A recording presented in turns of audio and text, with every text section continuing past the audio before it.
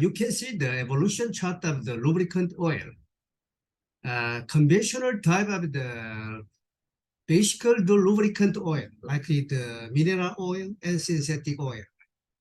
And there are so many different type of the ingredient, like the molybdenum and the teflon, and also the nanometallizing materials like nano nickel copper alloy and titanium and tungsten and the platinum, and also micron-based ceramics like boronite and the silica and synthetic diamond and many different types of the ceramic materials.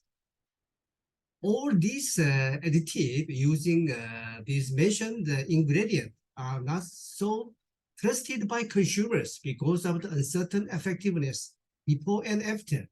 But this nano graphene is really wonder and dream material. Our graphene makes multifunctional premium lubricant oil.